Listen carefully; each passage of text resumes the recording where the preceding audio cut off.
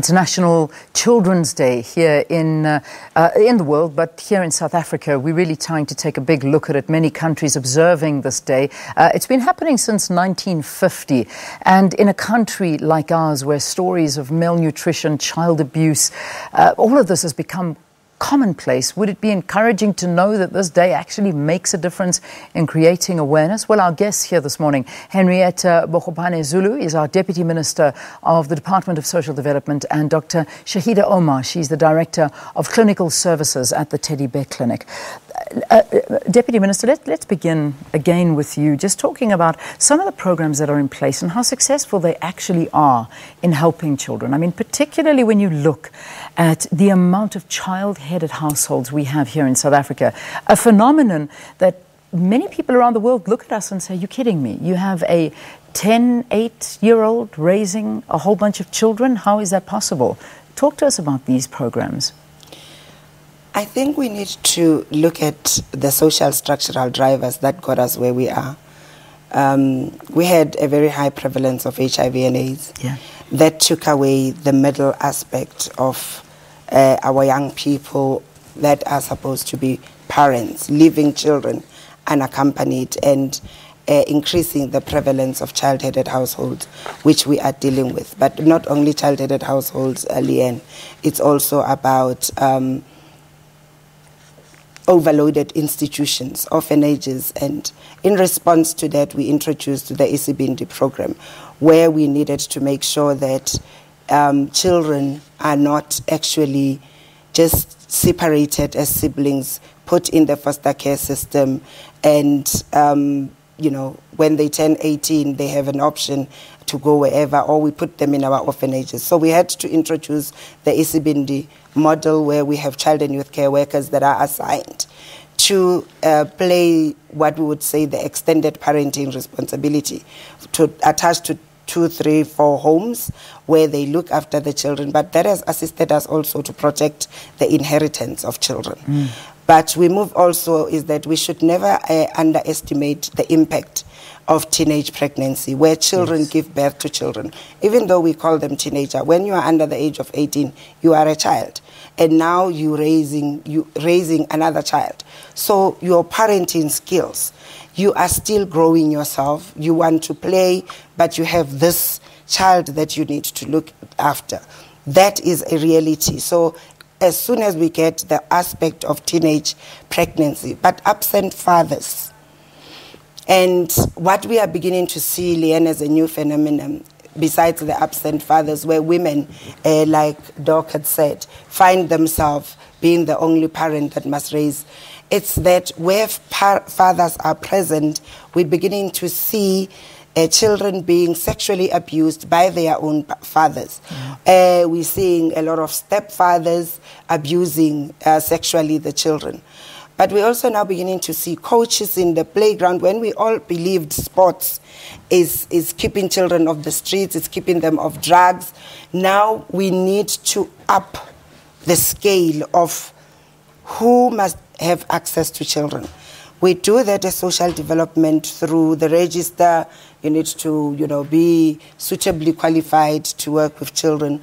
But what we have realized as a big gap, which this week and a day like this reflects back on us, is that our teachers get their jobs without us being awarded the opportunity to vet them, without us being awarded the opportunity to screen them. But also a body such as SABC or the Department of Basic Education is supposed to communicate the outcomes of the teachers' disciplinary hearings. So we put them on the register, but that doesn't happen. So you get, a teacher gets fired at this school, they just cross the province, go to another province, because we are struggling to get the information, the manner in which it should flow within government, where people are constantly. But also the courts are not updating the register as quickly as literally every second day as people are convicted on sexual offences. I mean, and that is something we need to... These are alarm bells ringing, because exactly. you in just this answer have implicated, I can't tell you how many departments, because we can't just rely on one organisation. Department of Justice, the Department of Education, the Department of Police Servicing. I mean, we are talking, and I had the most horrific, in my opinion, interview with our Deputy Minister of I think it was our Deputy Minister of Justice, who was telling me, and this was all very new to me, that there is a problem with the Sexual Offences Register. And the reason there is a problem with the Sexual Offences Register is that there are names on this list that shouldn't be there. Now, when we talk about those names that shouldn't be there, the answer was there are names of people that have raped, but they didn't rape children, so it shouldn't be on there because they still qualify to be teachers in schools. Did you know this, Deputy Minister? That if I commit a rape, if somebody commits a rape against an adult, it's actually fine for you still to become a teacher. I mean, have you seen 15-year-old, 14-year-old girls? I mean, they look very much so like adults to me, and I don't want my child to be in the presence of somebody who has raped anybody, but they still allow to be teachers.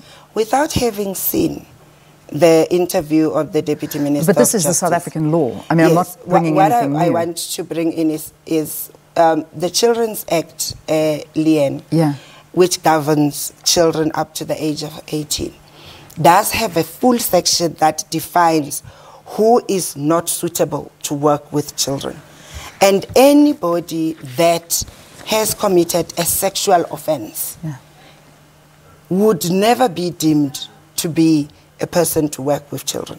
So I'm not sure which section of which law, except if he was talking to the sexual offences law. If you have a sexual offence, that is part of what we use to vet you. Yeah.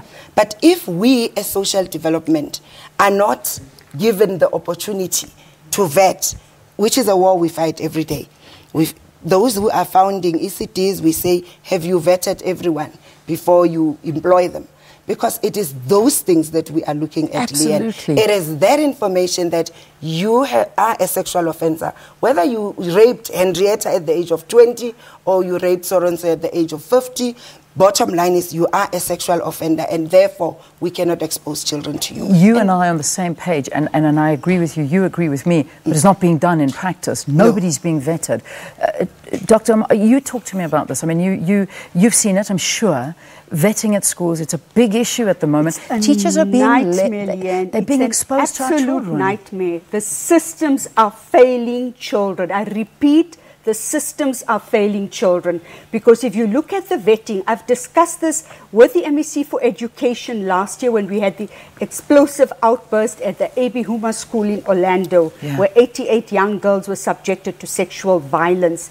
And as you know, we're looking at supporting staff, we're looking at all people coming in and out of schools. And of course, they are engaging with children. And even the vetting procedures are not rigorous, because going through that vetting procedure is not sufficient. We need psychometric processes as well to ensure that it's rigorous, it's thorough, and that that child will be protected. Because as our Honourable Minister illustrated, it's all opportunistic offenders that are taking advantage of the situation. Your soccer coach, your computer teacher, the swimming coach, people are all using this as a platform where they can have easy access and availability to children. That's your typical career offender. And I think there are less and less safe spaces for children, which brings in the issue of trust. But I also want to bring to your attention that this requires collaboration and coordinated efforts by all law enforcement agencies, criminal justice system, the corporate sector, not only education, but we need to bring in housing, labor, because unemployment, poverty are all risk factors that need to be taken into consideration to move forward. All right, ladies, I'm going to press pause. We just got to get our news at 8. We will wrap things up as much as we possibly can after this and just give our guests a chance to talk to us on this International Children's Day. It's a heated conversation, but a conversation that needs to be had when it comes to the protection of children.